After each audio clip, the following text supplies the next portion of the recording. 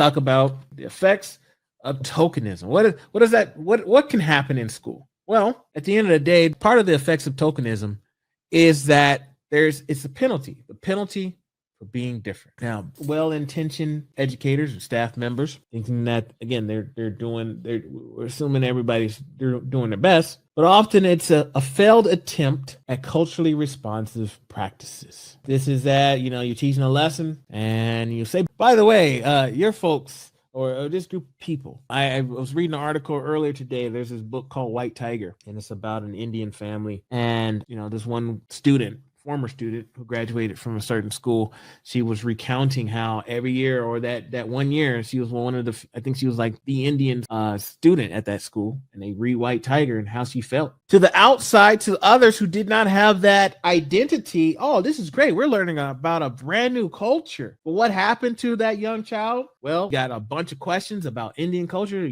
She was thrown into the mix of being the representative. I've had conversations with my class with peers who maybe they were born in the United States, but within a class they could reflect back to a time when there was a lesson being taught that represented their identity, and they had never been to their home country. They'd never been. Maybe they didn't even speak the language, but they were still called upon to teach a holiday or tell us about this food cuisine.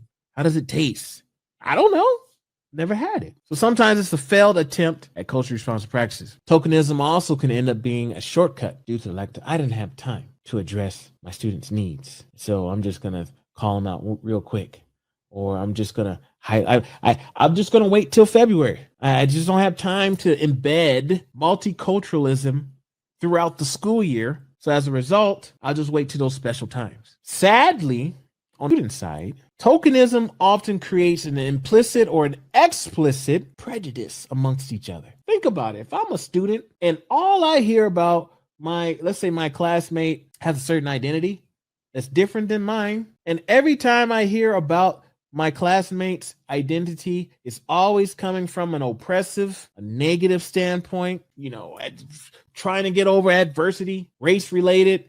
That's the only time I hear about their identity. It's from my identity seems to be the dominant identity, and your identity seems to always be just trying to get equal rights or civil rights or whatever it is. What type of prejudice, again, implicitly, and we could even go as far as saying explicitly, that creates amongst peers? We're going to assume unintentionally. Lastly, it negatively impacts students outside of the embracing culture. You got to look back on a couple of videos when I talked about embracing culture, the assimilation process that we tend to do when it comes to creating a sense of belonging. Oh, you can belong within our community as long as you follow the norms. It's okay for you to be different, but you can't be different here. We'll accept that you dress a little different, your hair is a little different, but you can't do that here. You can do it at home. You can do it in your neighborhood, but not in the classroom, not in the hallways. The embracing culture. So it negatively, at the end of the day, impacts the embracing culture. But sadly, there's even more research that talks about not only does it, again, penalize our students for being different, but it also impacts their mental health. So what does that mean? And I'm going to add in my staff folks as well, because one of the things about sense of belonging, it does extend to our adults. It extends to our principals, our administrators. It extends to, higher ed as well. You're a faculty member, you're a staff member. I'm a Black man living in Iowa and working out here.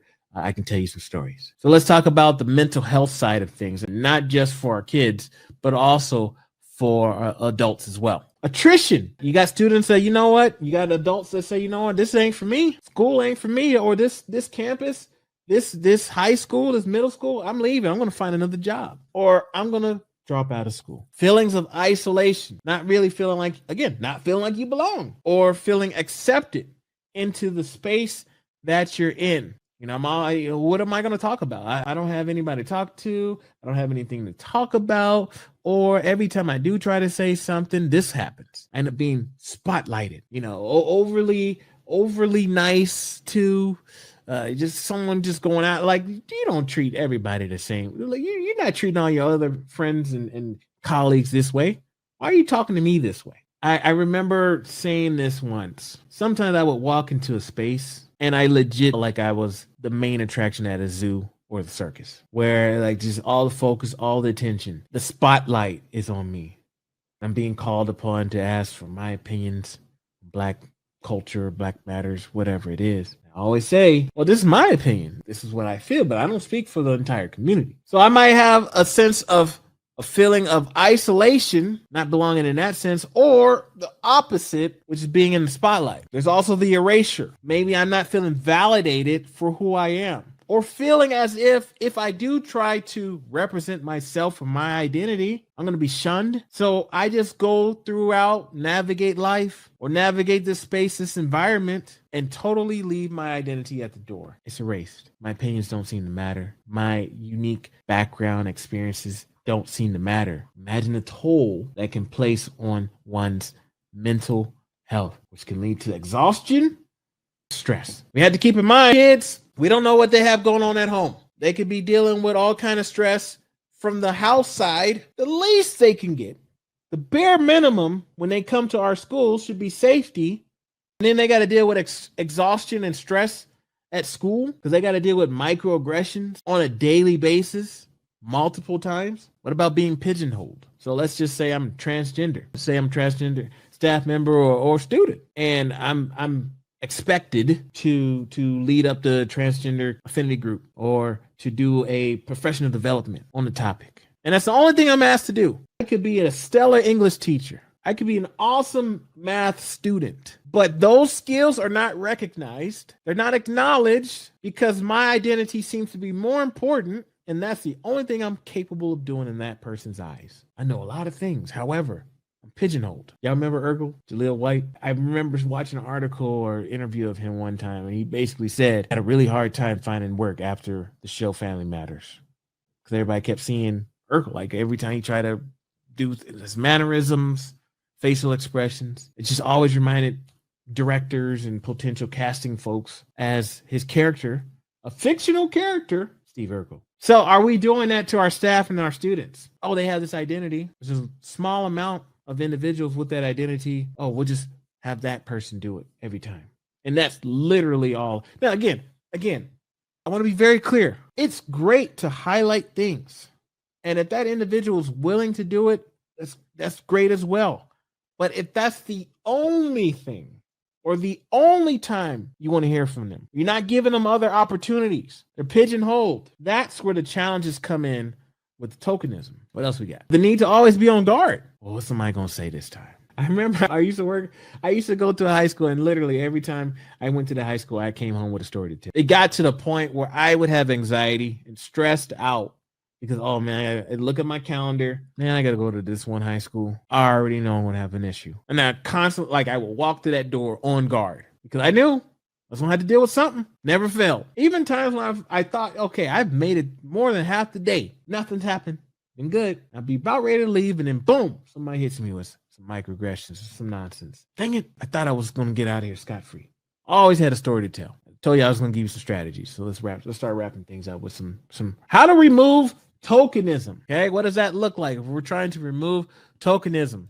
One, this needs to be a school-wide approach. Again, we're talking about sense of belonging. We're talking to this from a school-wide perspective. This is not just a one classroom that you're one person of color or you're one person that has the identity that's doing this work. No, this is an approach that should be a school-wide approach. And you're looking at everything. You're looking at your representation from your staff. You're looking at your curriculum. We talked about what that could look like. It's intentional. It's not just go buy a bunch of books written by people of color. Be intentional. Are those books from people of color, are they having conversations or topics outside of just racial topics? Diversity.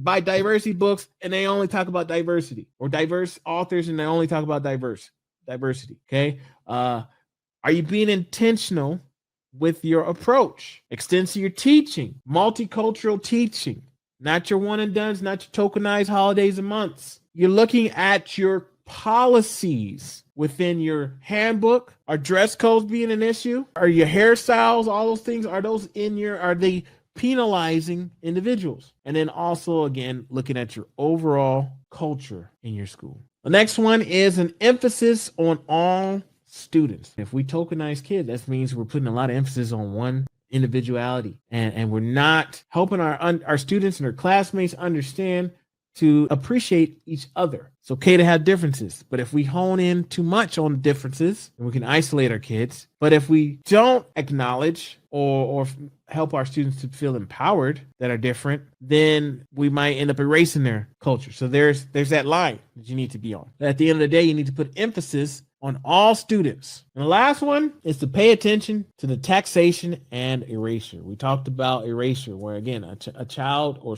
a staff member does not feel as if they are in a identity safe environment. The taxation is that invisible labor. Someone's bilingual, you're making them do all the translating. Child has to translate between parent and teacher. Or you're a teacher, but you have to do all these additional, you're the advisor of these various affinity groups, you're the DI person, all these different things. You're doing all these jobs and tasks, you're not getting paid for it. That taxation, the invisible assignments, and again, not being able to feel like you're in an identity safe environment.